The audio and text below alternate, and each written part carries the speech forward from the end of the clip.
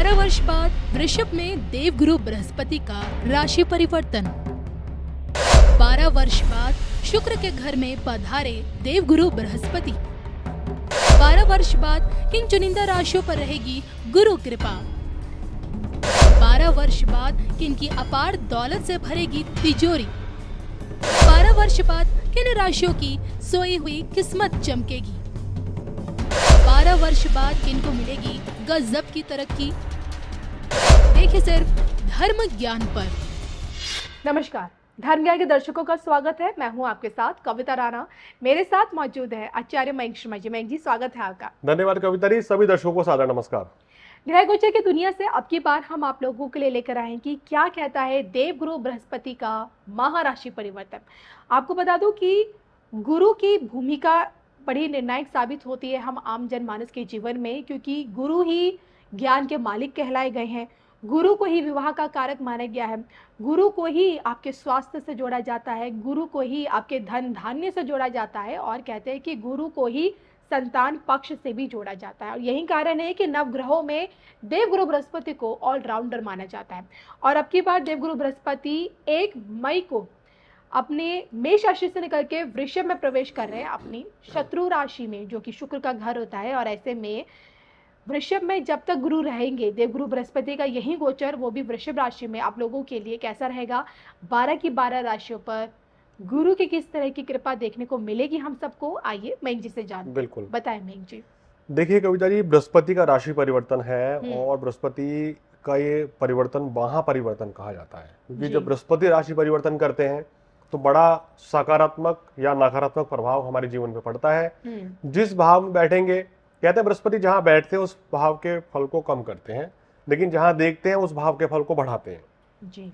तो ज्योतिष में बृहस्पति जो है हमारे आयु का कारक है, धन का कारक है, संतान का कारक है, शिक्षा का कारक हो गए, व्यापार, हमारे वैवाहिक जीवन, हमारे भाग्य, हमारे कर्म और लाभ, इन सब चीजों के कारक गुरु मजबूत हैं।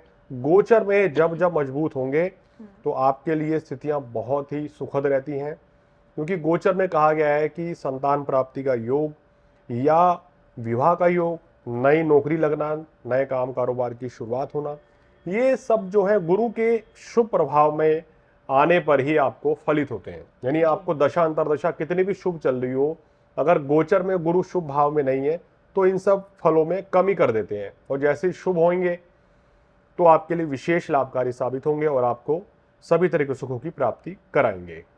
तो आइए बिना देरी किए अब मयंक शर्मा जी से ये जानेंगे कि अब की बार देवगुरु बृहस्पति का यही गोचर 12 की 12 राशियों के लिए क्या कुछ नया लेकर आ रहा है, राशि अनुसार जानते हैं। सबसे पहले बात करेंगे हम मंगल की, मेष राशि की, जहां से अब की बार शुक्र प्रस्थान कर रहे हैं।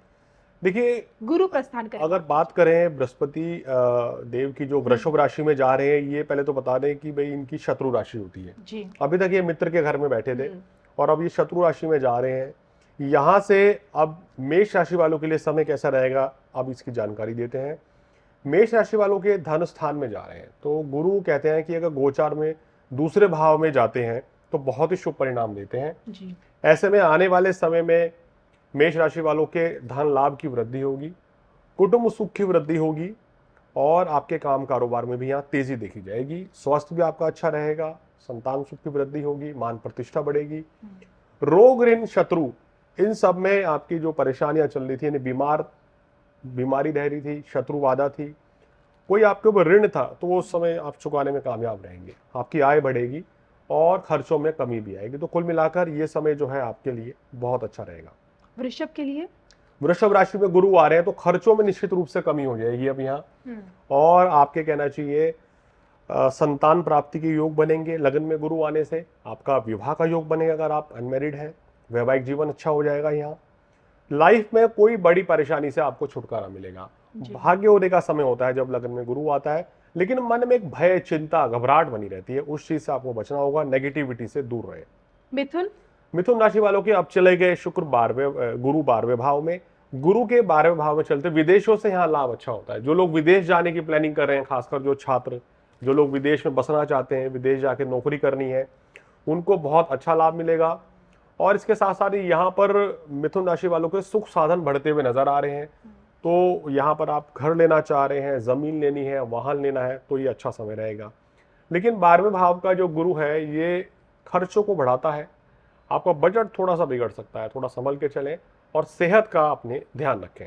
कर्क राशि। कर्क राशि वालों के लिए देखिए बहुत ही अच्छा रहेगा। एकादश भाव में ये गोचर है, हालांकि 11वें भाव में गुरु लाभ बहुत अच्छा देते हैं, लेकिन अगर आप देखें तो अष्टम भाव में शनि बैठे हुए हैं, तो कहना चाहिए शनि जो है इस लाभ को कुछ कम करते हैं।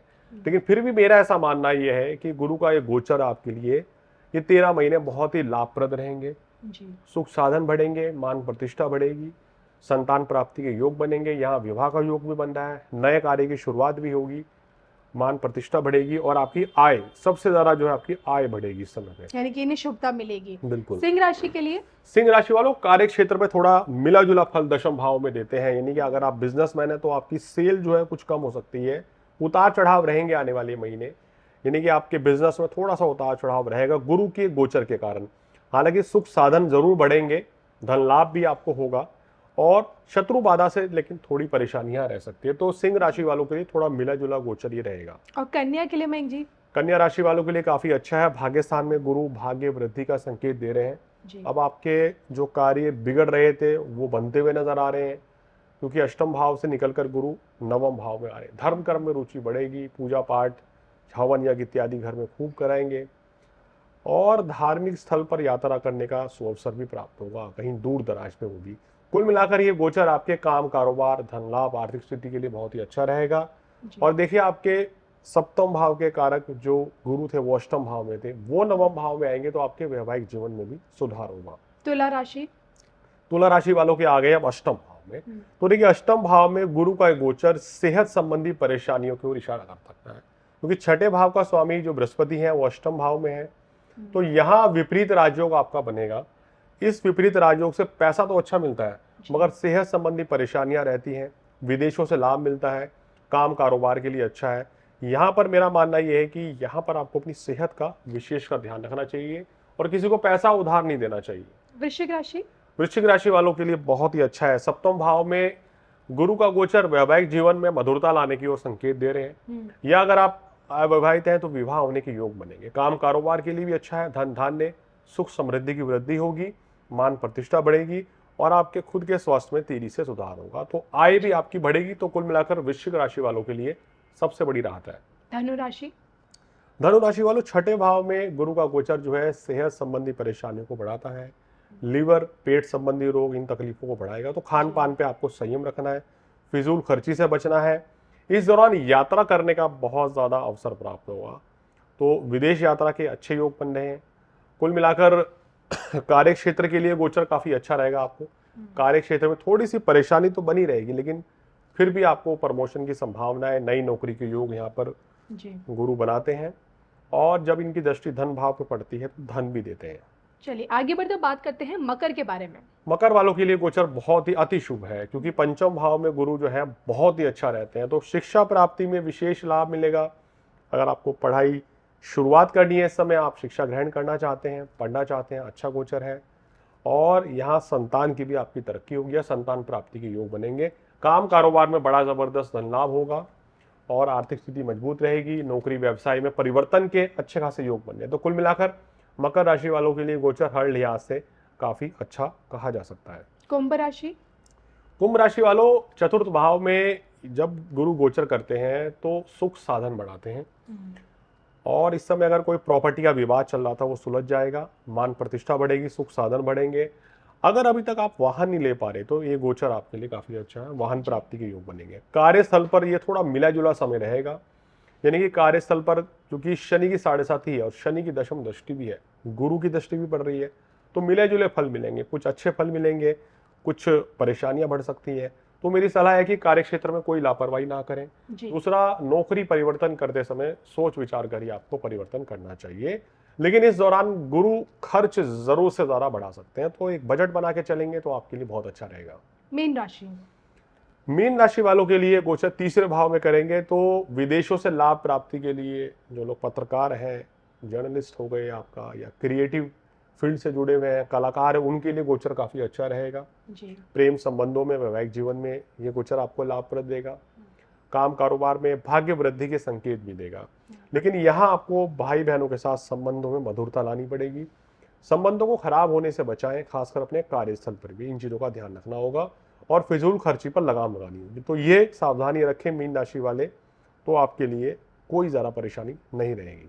चलिए, तो मैं जी ये आपने बताया कि किस प्रकार से अब की बार देवगुरु बृहस्पति का यही राशि परिवर्तन 12 की 12 राशियों के लिए क्या कुछ खास लेकर आ रहा है। आपको हमारे वीडियो कैसा लगा कमेंट करके आपको बताना ज़रूर है। इसी के साथ साथ अगर आपको अपने कुंडली दिखाना है, घर का वास्तु विजिट कराना है या कुछ भी जानना है जिसका समाधान आप ज्योतिष में ढूंढ रहे हैं, तो बेझिझक स्क्रीन पर दिख रहे इस नंबर के ज़रिए आप मयंक शर्मा जी से सीधा संपर्क कर सकते हैं। मुझे मयंक जी को दोनों को दीजिए इजाज़त। नमस्कार।